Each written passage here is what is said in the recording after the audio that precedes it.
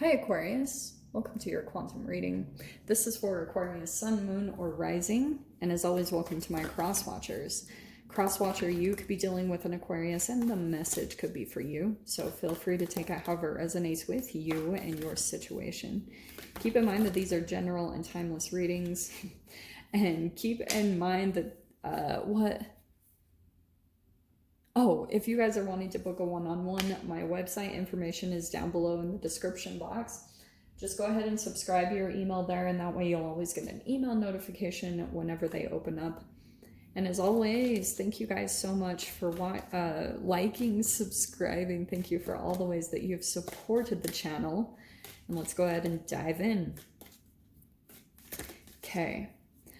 Aquarius, I feel like what's going on for you is like there's still some type of relationship dynamic that you could be dealing with where at times you're kind of like vacillating back and forth between like a hope that you have, and this is why I'm saying this, because you have the Maiden, okay, which can be a little bit rose-colored glasses or naive, and also the Apocalypse card. And do you know what's really fascinating about this? Because this is removing the veil of deception, right? Like an awakening, waking up to the reality or a truth. Or sometimes the way I see this specific interaction can be something along the extremes of Stockholm syndrome, when you're like literally breaking through a veil of energy or consciousness within your own being about a relationship dynamic, because you're vacillating between your own shadow energy, and sometimes this can be something like tied to your childhood, where it's like something about you that sees the good in everything. Like naturally you can just do that, but there's something here. I almost want to say when it comes to a particular person in your life, like you can bounce back easily and you can kind of like, but it's like you keep getting this reminder with the tear over a certain connection that has caused you a lot of pain, or it caused you to, like, you've been just kind of detoxing a person out of your whole being, you know, through, sometimes the tear to me can be crying, but it can also be like sweating. And so there's almost something I feel like with the Maiden at times, like first, this can play out either with family dynamics or friends or romantic. So all of it can apply, because archetypally you're shifting. And so every time like you're about to break from the Maiden, because the Maiden is a 3-step process, the Maiden, the Mother, and the Crone. So if you are shifting into the Mother archetype, not saying you're going to become a mother, but just in the embodiment of that, you're up-leveling into a different level of consciousness. The Apocalypse is going to come in to kind of break up that energy. So that's why I was saying when it comes to a particular person, at times you might still feel the energy, but I can almost see that some of you guys, there's certain memories that you would go back to about a person, because for a while it felt really good. It just like the power of that memory, the chemical release that you would experience from it was so potent, because it's almost like the person that you dealt with, the chemical, you know how they call it, what is it,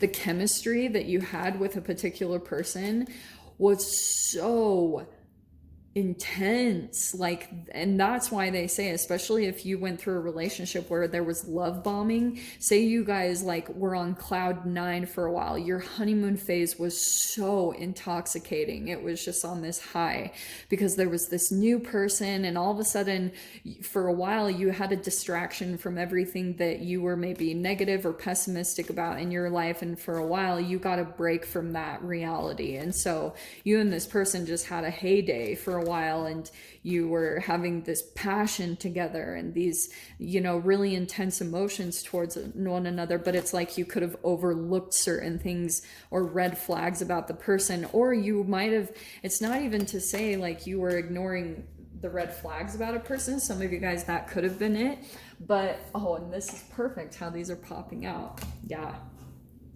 because the moon is here too. Pisces just had the moon, but that's what I was saying about breaking an illusion, because there were almost certain things that you like were so caught up in the intensity of the emotions and the chemical releases. That's why I was saying it was almost like a drug high.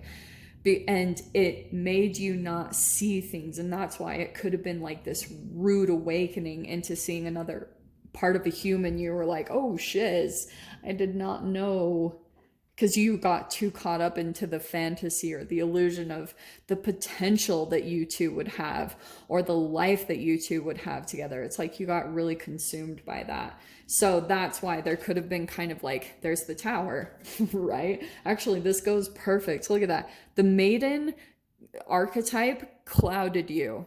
Look how it says confusion, delusion, fear, anxiety, caution.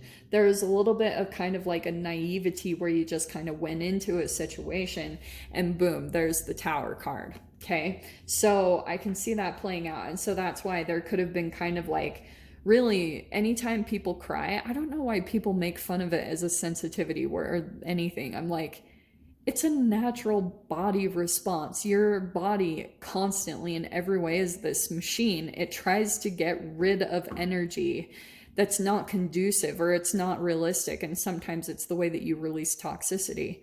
So it's like, yeah, because this is kind of the process I feel like that's happening to turn the wheel in a different direction. It's almost like trying to expel the memories or the energy from inside of your body to move you and your life in the direction that's like where you're supposed to be right now, which is like a very, that's a very strong way to put that, but let's dive into the cards here.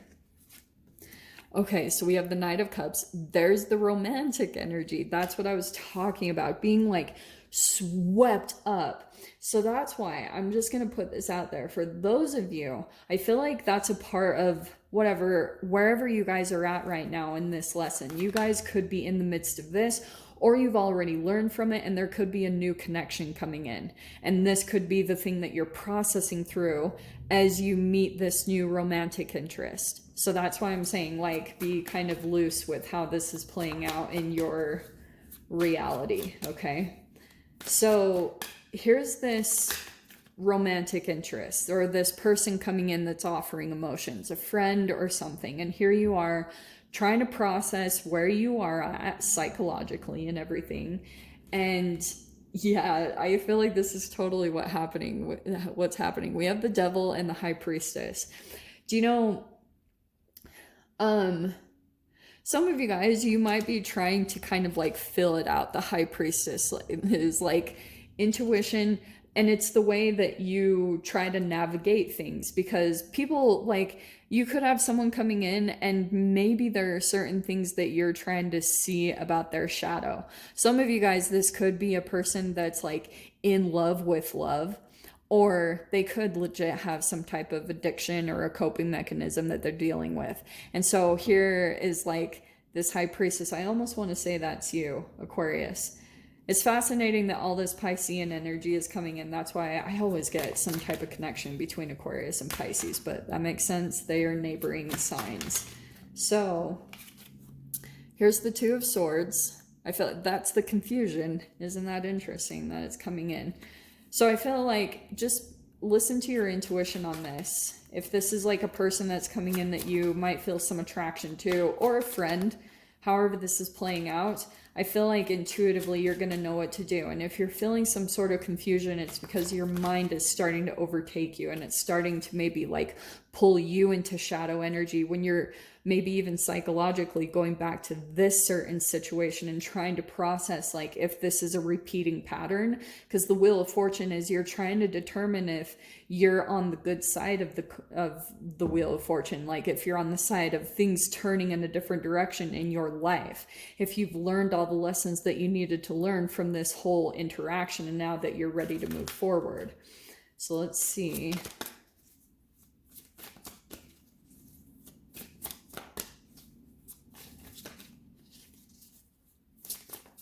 Let me just grab two more if they want to come out. Who knows?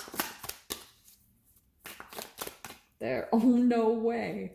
Look at this. Are you ready? There's the Wheel of Fortune again. Okay. Oh, wow, they came out right next to each other. So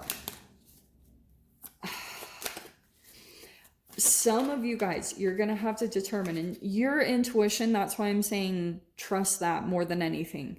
Because some of you guys, if you're feeling some sort of confusion and it's about trying to quiet your mind too, because some of you guys, it could be a little bit of like a repeating pattern that you could go in a different direction. The Wheel of Fortune, that's why I'm saying this could be kind of about, I hate to say lessons or tests, but it feels as though like energetically a part of your process is trusting your intuition on when it's time to walk away. You know, if you're feeling like there's some shadow energy or some possible codependency patterns that are coming up that could potentially happen between you and a person, it's about being aware of that and trusting if your intuition is letting you know that that's what's going on in this possible connection. Yeah. Oh, because look what will happen.